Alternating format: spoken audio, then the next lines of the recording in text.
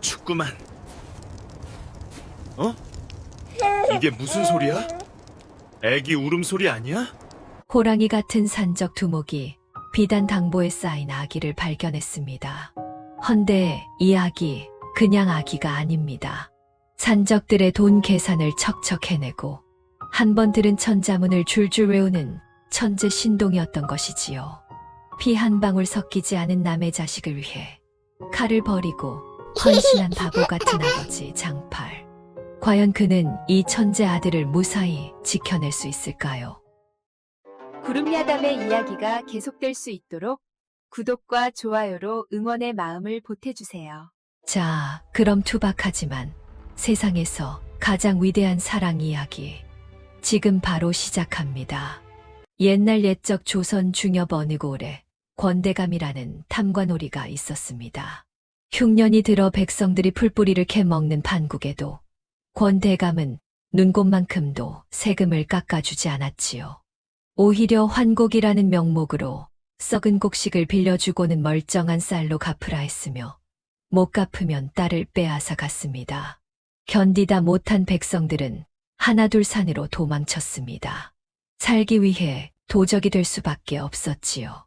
그 중에서도 장팔이라는 사내가 이끄는 패거리가 있었습니다. 이들은 한 가지 원칙이 있었으니 바로 권대감의 물건만 털어 가난한 이들에게 나눠준다는 것이었지요. 하지만 의적이라는 이름이 무색하게도 이들의 삶은 비참했습니다. 낮에는 관군의 추격에 시달리고 밤에는 차디찬 산바람에 떨며 하루 벌어 하루 먹기도 빠듯했지요. 장팔은 겉보기엔 산채를 호령하는 호랑이 같은 사내였습니다. 키는 훤칠하고 어깨는 떡 벌어졌으며 주먹 한 번이면 바위도 깨뜨릴 것 같은 우람한 체구였지요. 목소리 또한 우렁차서 한 번 고함을 지르면 산새들이 놀라 날아갈 정도였습니다. 하지만 그의 진짜 모습은 달랐습니다. 밤이 되면 장팔은 고향의 어머니를 그리워하며 우는 어린 부하들을 달래곤 했지요. 거친 손으로 등을 토닥이며 내일은 더 나은 날이 올 것이라 위로했습니다. 부하들이 다치면 밤새 간호하고 배고프다 하면 자신의 몫을 덜어주었습니다. 그래서 부하들은 장팔을 두목이 아니라 큰형님으로 여겼지요. 장팔에게도 소박한 꿈이 있었습니다. 언젠가는 이 산을 내려가 평범한 가정을 꾸리고 논밭을 일구며 살고 싶다는 꿈이었지요. 하지만 이마에 찍힌 도적의 낙인 때문에 그 꿈은 아득하기만 했습니다. 어느 추운 겨울밤이었습니다. 장팔은 부하 몇을 데리고 권대감의 곡식 창고를 털러 갔다가 허탕을 치고 돌아오는 길이었지요.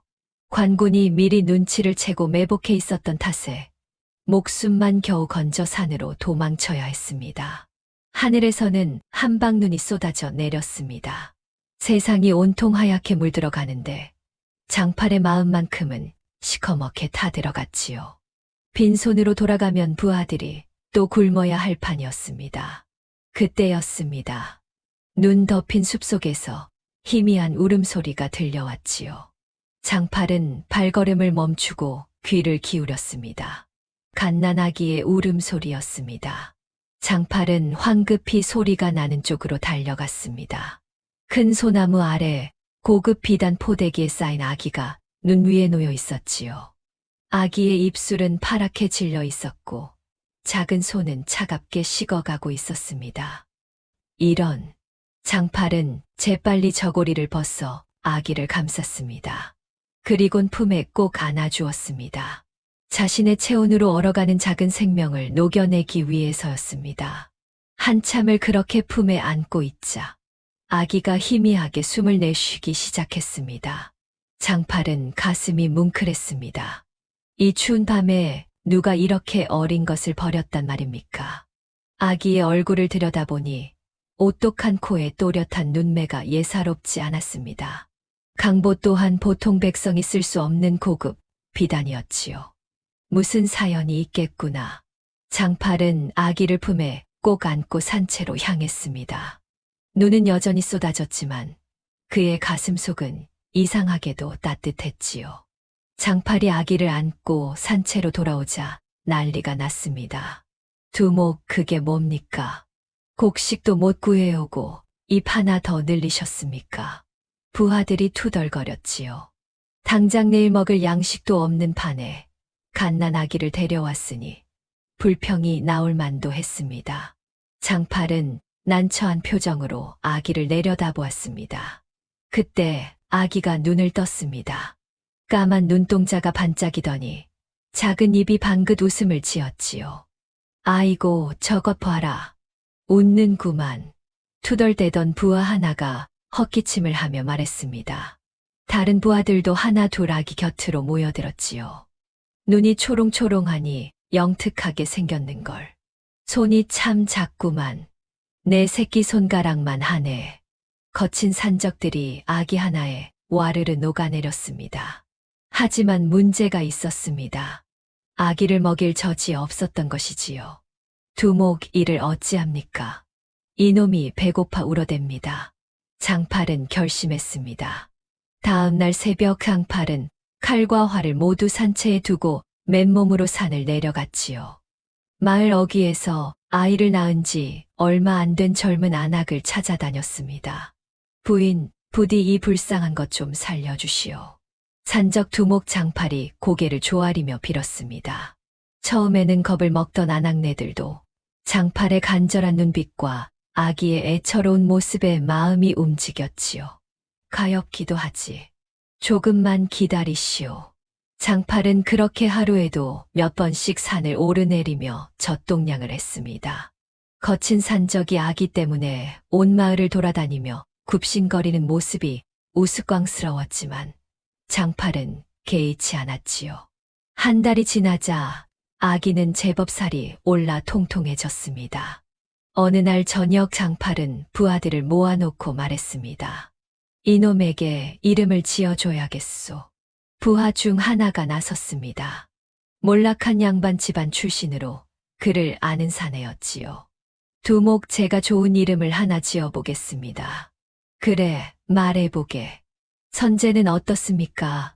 착할 선자의 제목 제자입니다. 착한 제목이 되어 바르게 자라라는 뜻이지요.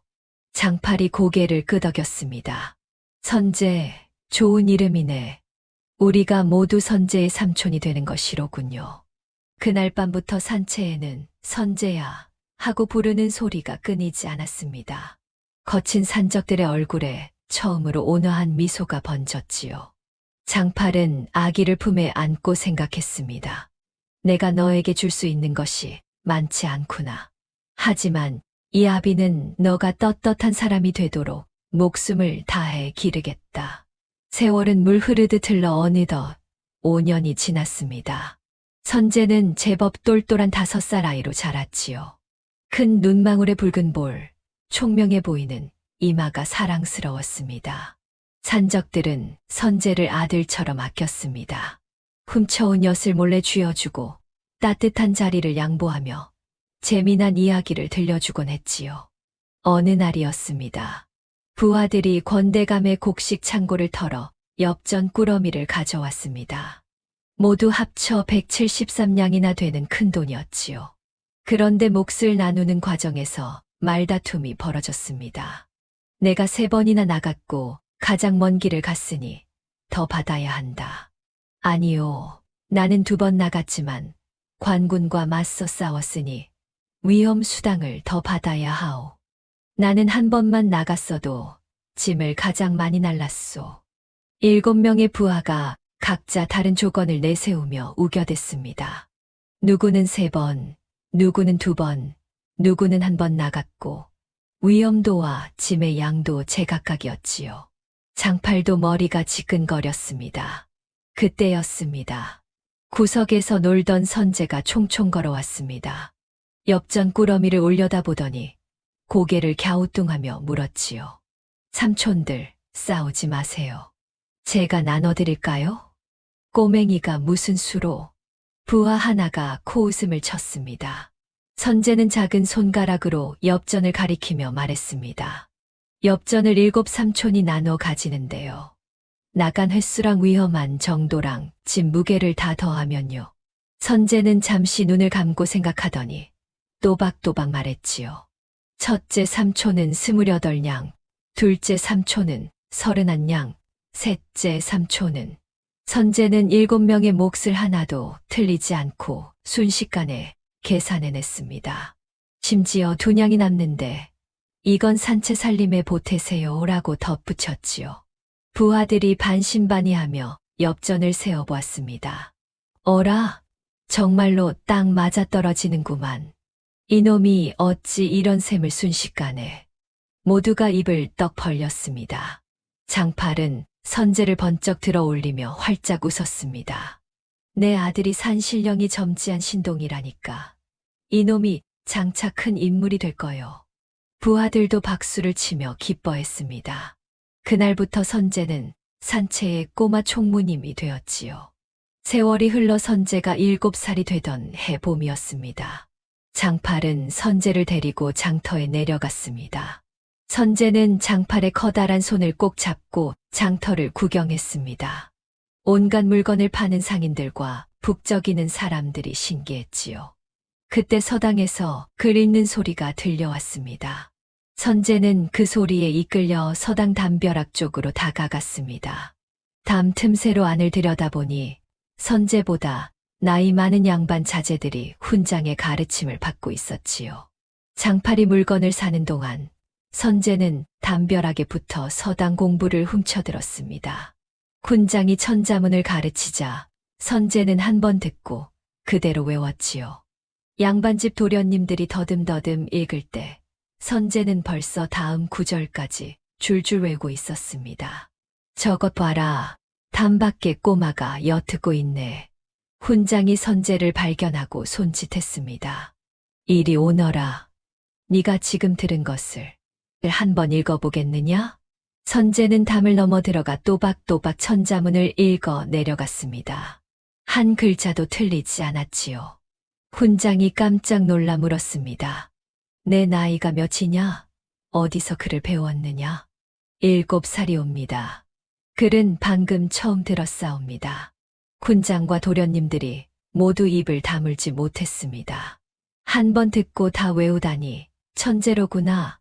장팔이 물건을 다 사고 돌아왔을 때 훈장은 장팔에게 간곡히 말했습니다. 이 아이는 범상치 않은 제목이요. 제대로 공부를 시키시오. 장팔은 가슴이 벅찼습니다. 동시에 미안한 마음도 들었지요. 산적의 자식에게 무슨 공부를 시킬 수 있단 말입니까? 그날 밤 장팔은 잠을 이루지 못했습니다. 도적의 자식은 도적이 된다. 이 말이 머릿속을 떠나지 않았지요. 선재는 천재입니다. 제대로 배우기만 하면 크게 될 아이였습니다. 하지만 자신 때문에 그 재능이 썩어버릴 것이 분명했지요. 장팔은 결심했습니다. 다음 날 아침 장팔은 부하들을 모두 모아놓고 엄숙하게 말했습니다. 오늘부로 산적질을 그만두겠소. 부하들이 술렁였습니다. 두목, 그럼 우리는 뭘 먹고 삽니까? 나무를 하든 품팔이를 하든 정직하게 먹고 살겠소. 선재 때문이요. 장팔의 눈빛이 단호했습니다. 선재는 큰 인물이 될 아이요. 그런데 도적의 자식이라는 굴레를 씌울 수는 없소. 부하들도 선재를 아꼈기에 고개를 끄덕였습니다. 장팔은 누더기 옷을 걸치고 신분을 숨긴 채 마을로 내려갔지요. 하지만 산적 출신인 장팔을 쓸 곳은 없었습니다. 결국 장팔은 마을 사람들이 가장 꺼리는 일을 찾아갔습니다. 똥지개꾼이었습니다. 내가 하겠소. 이 일이 얼마나 더럽고 천한 줄 아는가? 압니다. 하지만 이 일이라도 해야 아들 공부를 시킬 수 있소. 장팔은 매일 새벽부터 저녁까지 양반집 뒷간을 돌며 똥지개를 졌습니다. 냄새가 지독해 코를 틀어막아야 했고 사람들은 장팔을 보면 코를 싸주고 피했지요. 그것도 모자라 장팔은 묘를 파는 일까지 맡았습니다. 무덤을 파고 관을 묻는 일이었지요. 귀신이 붙는다며 아무도 하려 들지 않는 일이었습니다. 하지만 장팔은 개의치 않았습니다. 아들아, 아비가 더럽고 천한 일을 해도 부끄러워 마라. 이 모든 게 네가 떳떳한 사람이 되길 바라는 마음에서다. 선재는 장팔의 거친 손을 꼭 잡으며 울었습니다. 아버지, 제가 꼭 성공해서 아버지 은혜를 갚겠습니다. 장팔이 한 달 동안 똥지게를 지고 일을 해서 번 돈은 석냥이었습니다. 보잘것없는 돈이었지만 장팔에게는 그 어떤 금은보화보다 값진 돈이었지요. 장팔은 번 돈을 모아 장터로 갔습니다. 가장 좋은 종이와 붓, 먹을 샀지요. 장사치가 눈이 휘둥그레졌습니다. 이 지필묵이면 한양 양반들이 쓰는 물건인데 어디에 쓰려고? 아들 공부시키려. 장팔은 당당히 대답했습니다. 장사치가 피식 웃었습니다. 똥지게꾼 자식이 무슨 공부를? 장팔은 대꾸하지 않았습니다. 대신 값을 치르고 물건을 받아들었지요. 장터에서 돌아오는 길, 장팔은 산기슭에 있다는 박생원의 집을 찾아갔습니다. 박생원은 10년 전까지만 해도 한양에서 이름난 학자였습니다. 하지만 권 대감에게 가족이 몰살당한 뒤 세상을 등지고 산속에 은둔해 살고 있었지요. 낡은 초가 앞에서 장팔은 큰절을 올렸습니다. 생원님, 부디 제 아들의 스승이 되어 주십시오.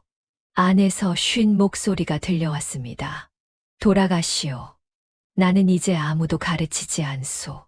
생원님, 제 아들은 범상치 않은 아이옵니다. 한 번만 봐주시옵소서. 산적 주제에 무슨 염치로 내 문전에 왔는가. 박생원이 호통을 쳤습니다. 장팔은 놀랐습니다. 신분을 숨겼는데 어찌 알았을까요?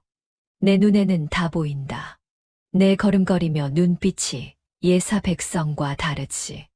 썩 물러가지 못할까. 장팔은 물러서지 않았습니다. 생원님, 저는 산적이었소. 하지만 이제는 정직하게 살고 있소이다. 제발 제 아들만이라도 안 된다 했다. 문이 굳게 닫혔습니다. 장팔은 그날도, 다음 날도, 그 다음 날도 박생원의 집 앞에서 무릎을 꿇었습니다. 비가 와도 바람이 불어도 꿈쩍하지 않았지요. 사흘째 되던 날, 박생원이 문을 열고 나왔습니다. 정녕 포기하지 않을 셈인가.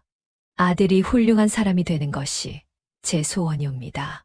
박생원의 눈빛이 흔들렸습니다. 내 아들을 데려와 보거라.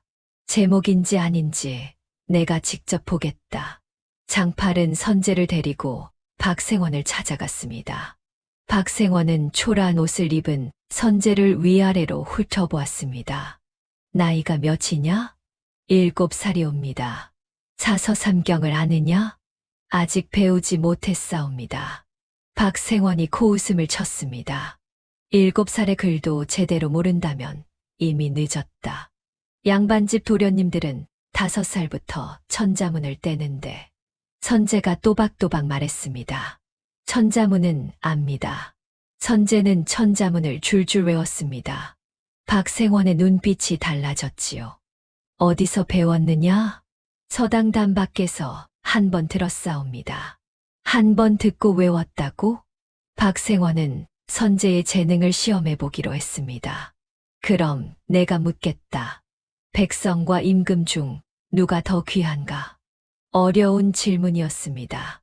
잘못 대답하면 역적으로 몰릴 수도 있는 질문이었지요. 선재는 잠시 생각하더니 대답했습니다. 맹자께서 말씀하시길 백성이 가장 귀하고 사직이 그 다음이며 임금은 가볍다 하셨사옵니다. 백성은 나라의 근본이요. 임금은 백성을 섬기는 자이옵니다. 하늘이 백성을 내시고 그들을 위해 임금을 세우신 것이니 백성이 곧 임금의 하늘이옵니다. 박생원은 전율했습니다. 7살 아이의 입에서 이런 깊은 뜻이 나올 수 있단 말입니까? 박생원은 무릎을 탁 쳤습니다. 이 아이는 천재다. 박생원은 장팔을 돌아보았습니다. 그대는 산적이었으나 아들을 위해 가장 천한 일도 마다 않고 정직하게 살고자 하는구려. 그 마음이 참으로 귀하오. 박생원의 눈가에 눈물이 맺혔습니다. 10년 전 권대감에게 가족을 잃고 세상을 저주하며 살았습니다. 하지만 이 거친 산적과 영특한 아이를 보니 아직 세상에 희망이 남아있다는 생각이 들었지요. 좋소. 이 아이를 내 제자로 받아들이겠소. 장팔이 땅에 엎드려 절했습니다. 은혜를 잊지 않겠사옵니다. 선제도 스승에게 큰 절을 올렸습니다. 그날부터 선제는 박생원에게 글을 배우기 시작했습니다. 하루가 다르게 실력이 느는 것이 마치 마른 땅에 물을 부은 것 같았지요. 박생원은 가르치는 보람을 느꼈고 장팔은 아들이 글을 읽는 모습을 보며 행복해했습니다.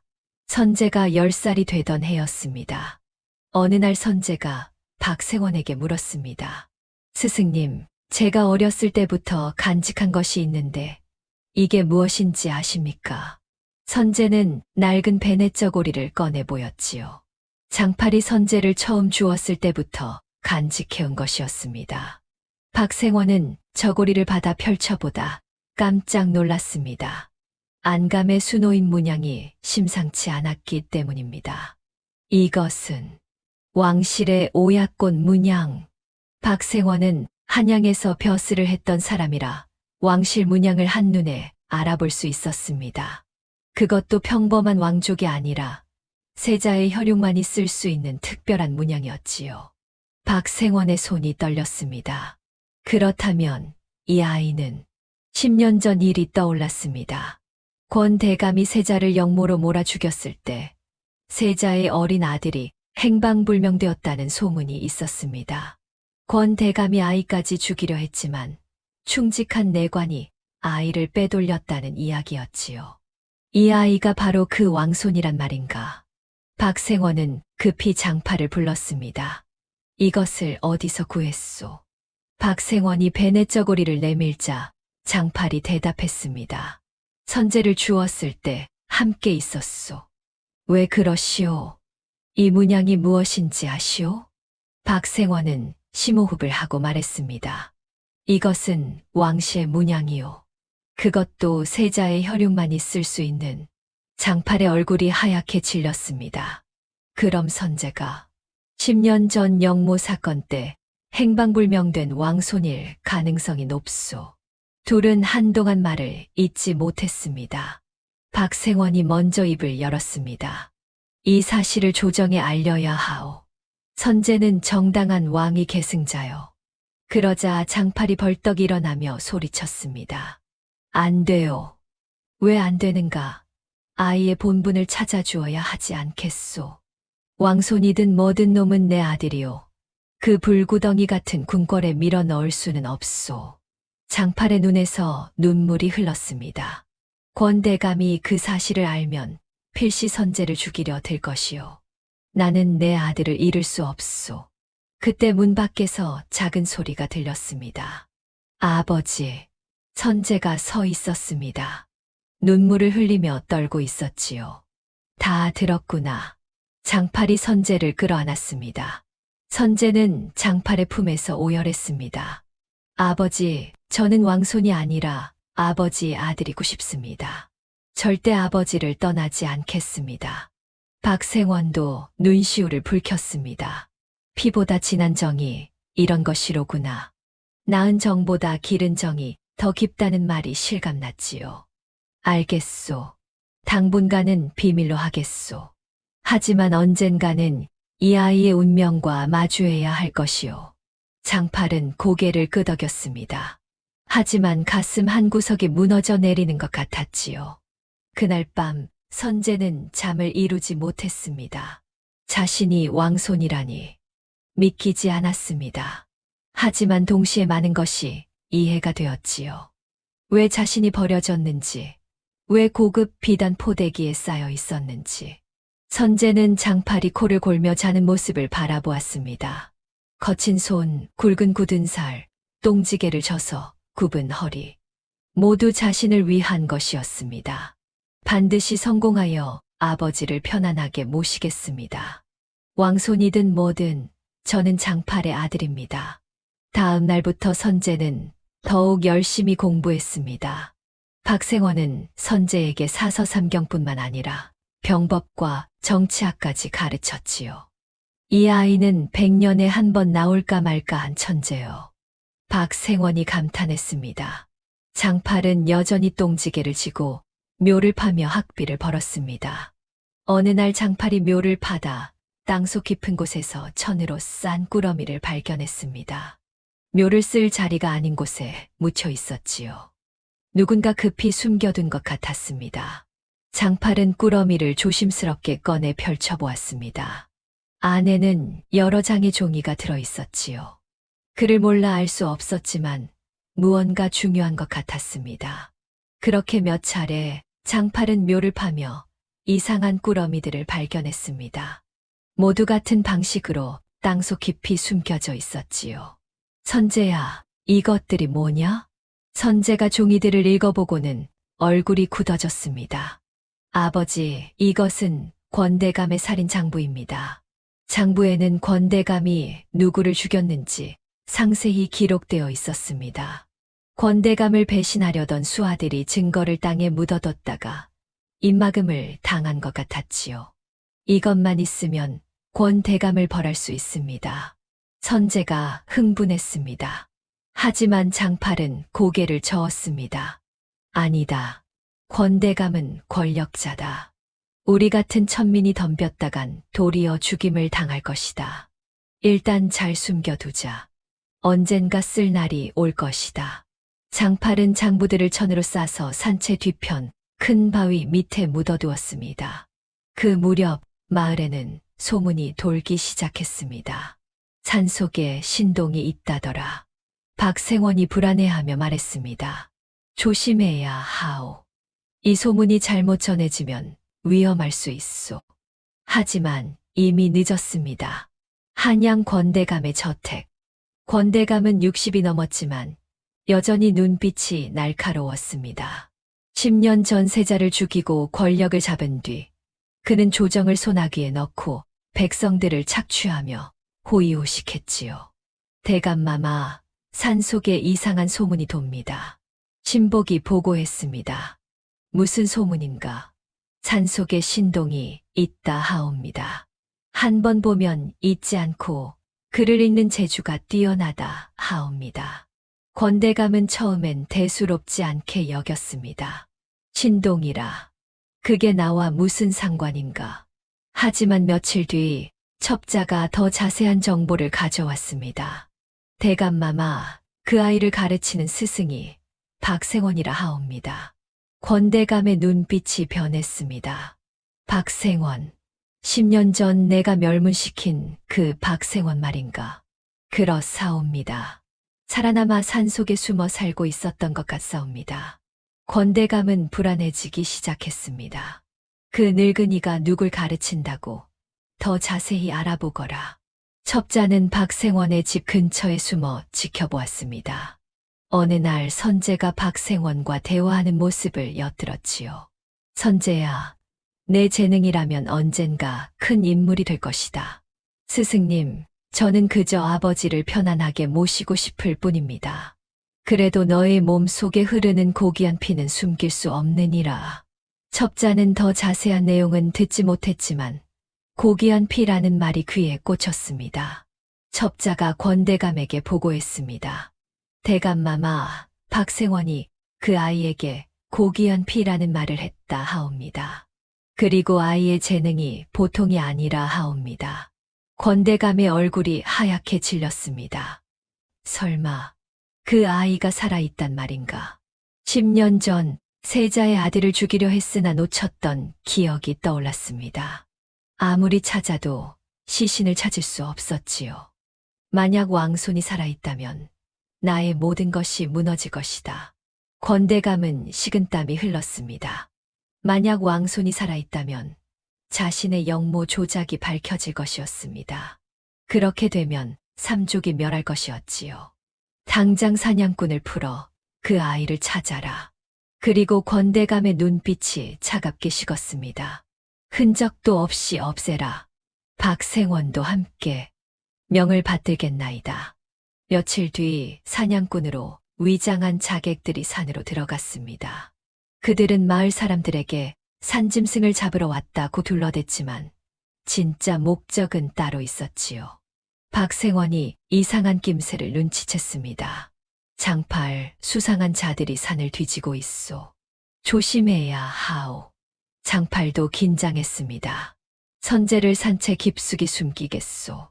하지만 자객들의 포위망은 점점 좁혀지고 있었습니다. 어느 날 밤 산채 부하 하나가 다급히 돌아왔습니다. 두목, 정체불명의 자들이 우리를 공격했습니다. 뭐라고? 장팔이 달려가 보니 부하가 부상을 입고 비틀거리고 있었습니다. 놈들이 우리를 해치려 합니다. 장팔은 직감했습니다. 권대감의 지시로구나. 선제를 노리는 것이 틀림없다. 장팔은 급히 선제를 불렀습니다. 선제야, 박생호님과 함께 산을 떠나거라. 싫습니다. 아버지를 두고는 못 갑니다. 선제가 고개를 저었습니다. 말 듣거라. 네가 위험에 처하면 아비는 살아갈 이유가 없다. 장팔이 호통을 쳤지만 선제는 요지부동이었습니다. 저도 마찬가지입니다. 아버지가 없으면 저도 살 수 없어요. 선제의 눈에 눈물이 가득했습니다. 장팔은 선제를 꼭 껴안았습니다. 이놈아, 어찌 이리 효성이 지극하냐. 내 때문에 아비의 가슴이 찢어지는구나. 자객들의 공격은 날이 갈수록 거세졌습니다. 산채 부하들이 하나 둘 쓰러져 갔지요. 싸움에서 다치고 상처를 입었습니다. 장팔은 남은 부하들과 함께 산채를 지키기로 했습니다. 우리가 도적질은 그만뒀어도 싸움만큼은 잘하지 않소. 산적들은 10년 넘게 관군과 싸워온 베테랑들이었습니다. 쉽게 당하지 않았지요.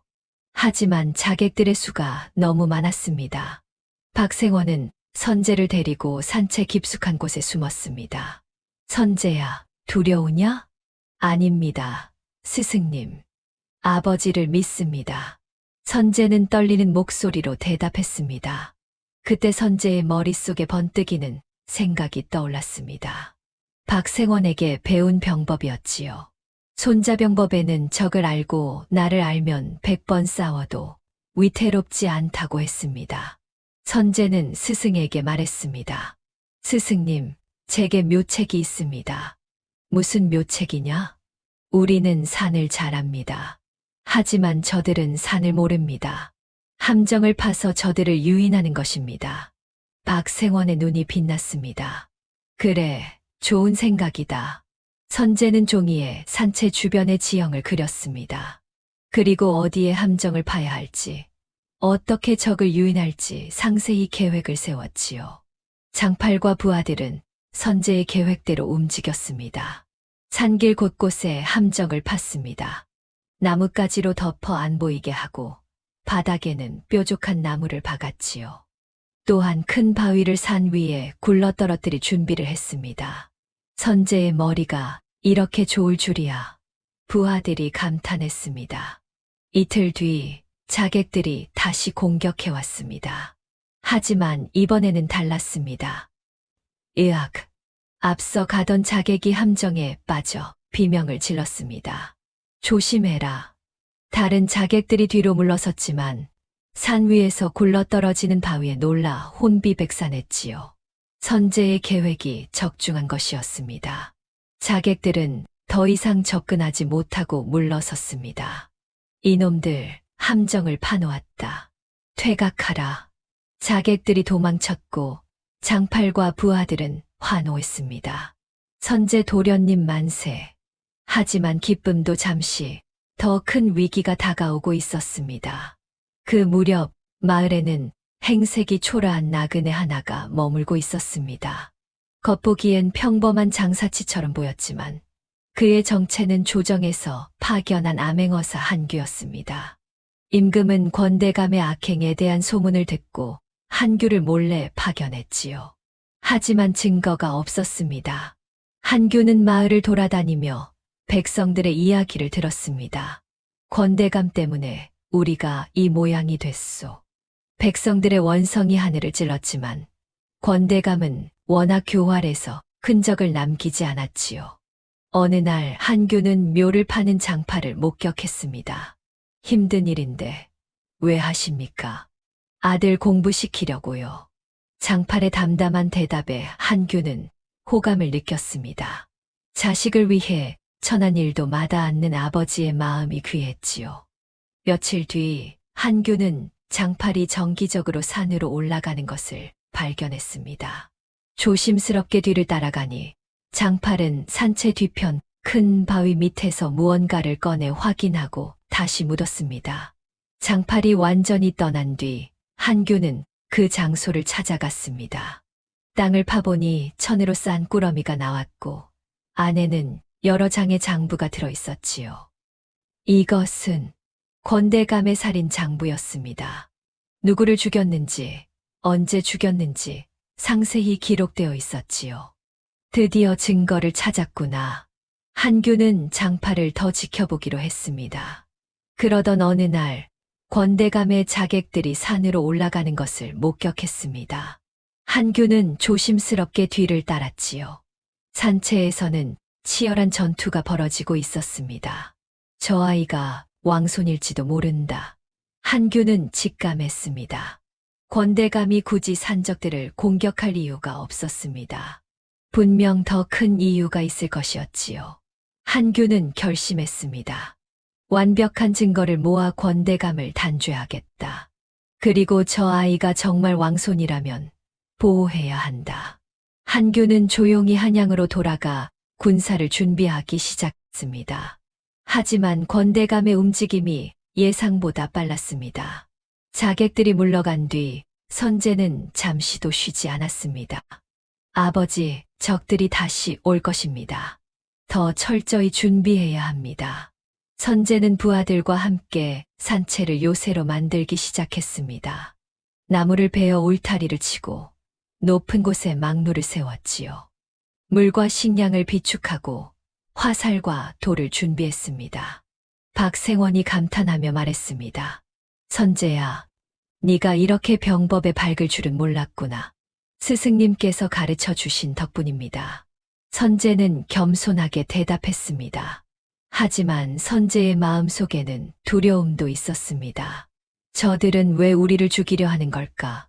혹시 내가 왕손이라는 걸 알아차린 걸까? 선제는 장파를 올려다보았습니다. 아버지, 저 때문에 아버지가 위험에 처하셨습니다. 어찌하면 좋을까요? 장팔은 선제의 머리를 쓰다듬었습니다. 두려워 마라. 아비가 지켜줄 것이다. 아버지. 선제는 장팔의 품에 안겼습니다. 그날 밤 선제는 또 다른 계획을 세웠습니다. 적들이 반드시 다시 올 것이니 이번에는 완전히 격퇴해야 했지요. 선제는 부하들에게 말했습니다. 삼촌들, 제 말을 잘 들어주세요. 적들이 다시 오면 이렇게 해야 합니다. 선제는 상세한 작전을 설명했습니다. 적들을 산채 안쪽으로 유인한 뒤 뒤에서 포위하여 도망치지 못하게 하는 것이었지요. 그리고 산 위에서 불화살을 쏘아 혼란을 일으키는 것이었습니다. 부하들은 고개를 끄덕였습니다. 도련님 말씀대로 하겠습니다. 사흘 뒤 자객들이 다시 몰려왔습니다. 이번에는 수십 명이나 되는 대규모 병력이었지요. 이번에는 놓치지 않는다. 모조리 제압하라. 자객들이 산채로 쳐들어왔습니다. 하지만 선제의 함정이 또다시 작동했습니다. 자객들이 함정에 빠지고 화살에 맞았습니다. 분노한 자객들은 산채 안쪽까지 쫓아 들어왔습니다. 바로 그때였습니다. 뒤에서 산적들이 나타나 퇴로를 차단했지요. 동시에 산 위에서 불화살이 쏟아져 내렸습니다. 포위당했다. 자객들이 패닉에 빠졌습니다.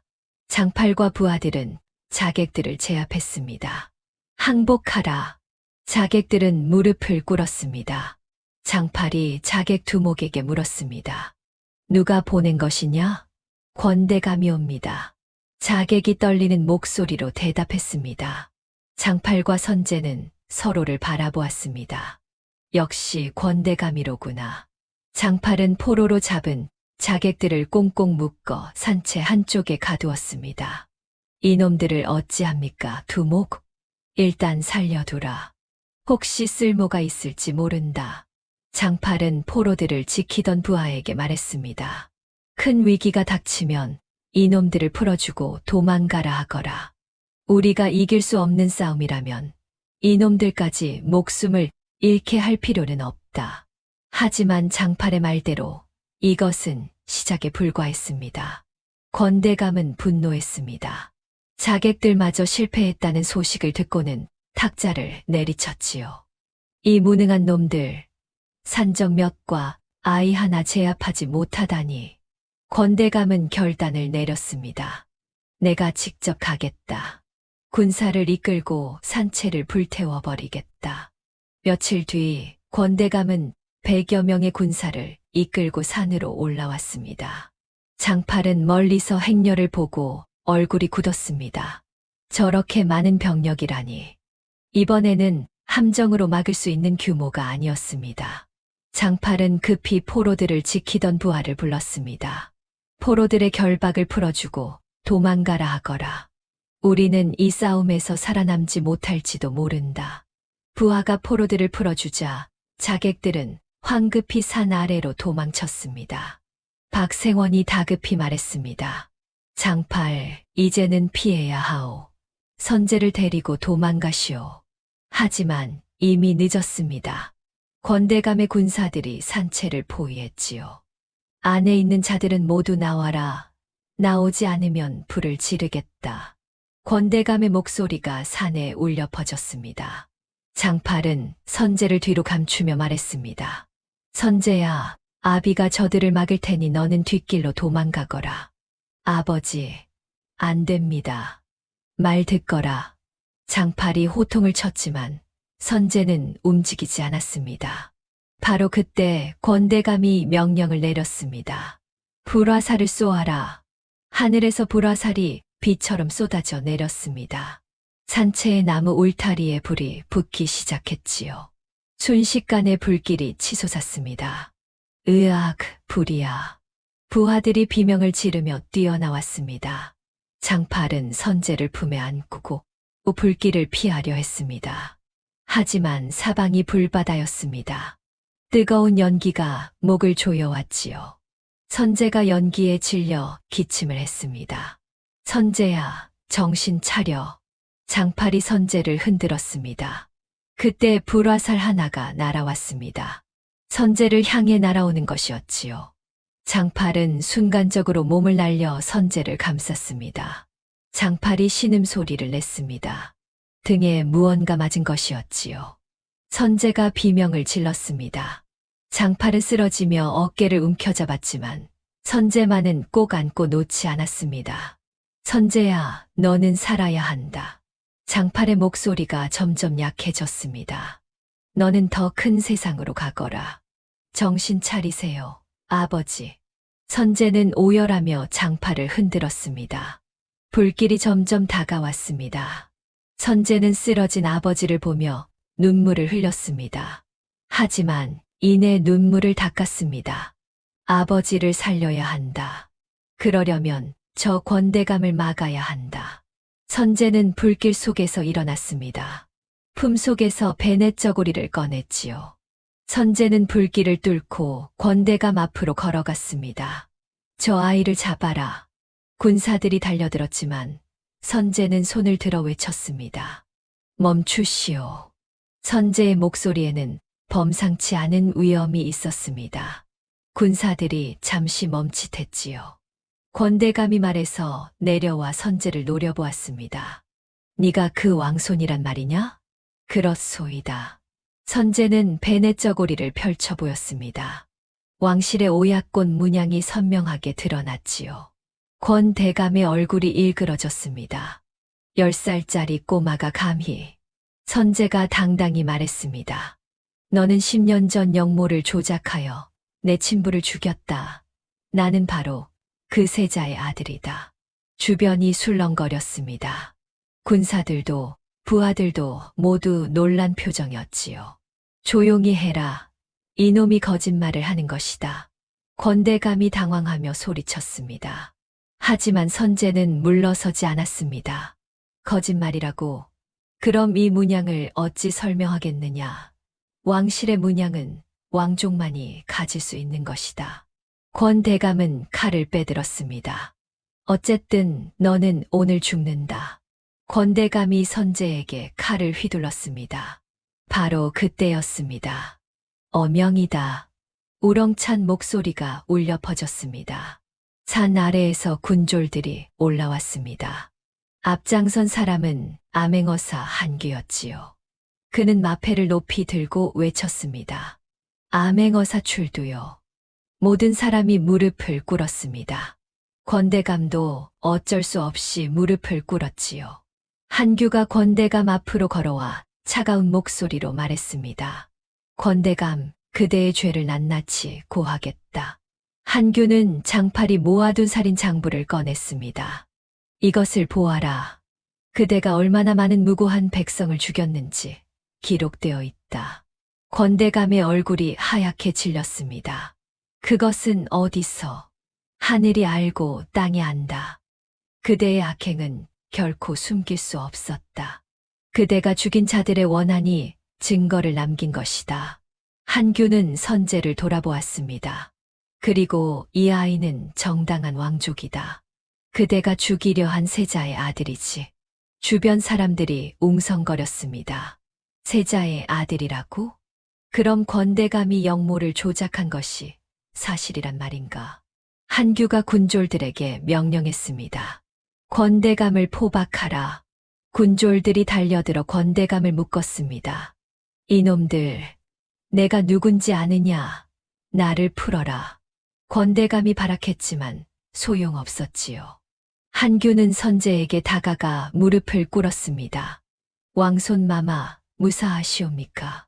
저보다 제 아버지를 살려주십시오. 선제가 울며 장팔을 가리켰습니다. 한규는 급히 장팔에게 달려갔습니다. 장팔은 여전히 쓰러져 있었지만 아직 숨이 붙어 있었지요. 어이를 불러라, 빨리. 한규의 명령에 군졸들이 바삐 움직였습니다. 선제는 장팔을 붙들고 흐느꼈습니다. 아버지, 죽지 마세요. 장팔이 희미하게 눈을 떴습니다. 선제야, 무사하구나. 예, 아버지. 저는 괜찮아요. 이제 다 끝났어요. 다행이다. 내 아들. 살았구나. 장팔의 손이 힘없이 떨어졌습니다. 선제의 절규가 산에 울려 퍼졌습니다. 어이가 도착해 장팔을 치료했습니다. 다행히 부상이 깊지 않았지요. 목숨은 건질 수 있었습니다. 며칠만 잘 쉬면 회복될 것이옵니다. 어이의 말에 선제는 안도의 한숨을 내쉬었습니다. 권대감은 포박된 채 한양으로 압송되었습니다. 조정에서는 권대감의 죄를 낱낱이 밝혀냈지요. 10년 전 영모 조장, 수십 명의 살인, 백성 착취, 모든 죄가 드러났습니다. 임금은 진노했습니다. 이런 역적이 내 조정에 있었다니. 권대감은 능지처참형을 받았습니다. 그의 재산은 모두 몰수되어 백성들에게 돌아갔지요.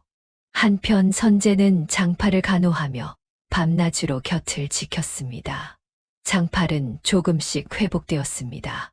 어느 날 한규가 찾아왔습니다.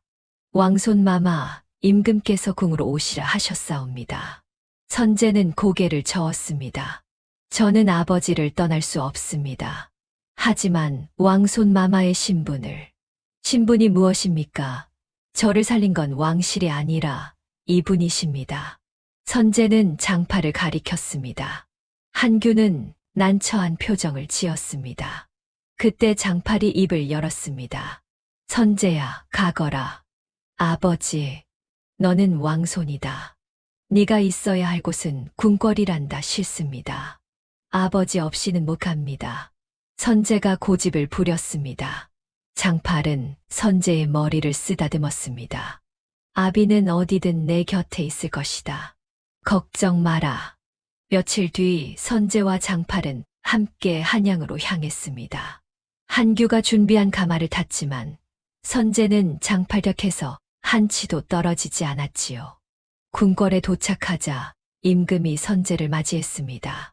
백발이 성성한 노인이었지만 눈빛만큼은 날카로웠지요. 네가 내 손자냐? 예, 할아버님. 선재가 큰 절을 올렸습니다. 임금은 선재를 꼭 껴안았습니다. 내 불쌍한 손자야.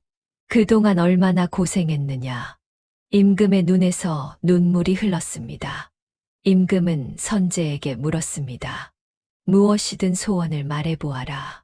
할아버지가 다 들어주마. 선재는 잠시 생각하더니 입을 열었습니다. 할아버님, 저에게는 한 가지 소원이 있사옵니다. 말해보거라. 저를 살린 건 이분이옵니다. 선재는 장파를 가리켰습니다. 저는 이분을 아버지로 모시고 싶사옵니다. 부디 허락해 주시옵소서. 조정의 신하들이 술렁거렸습니다. 왕손께서 천민을 아버지로 모시겠다니 말도 안 되는 소리요. 하지만 임금은 손을 들어 신하들을 제지했습니다. 조용히 하거라.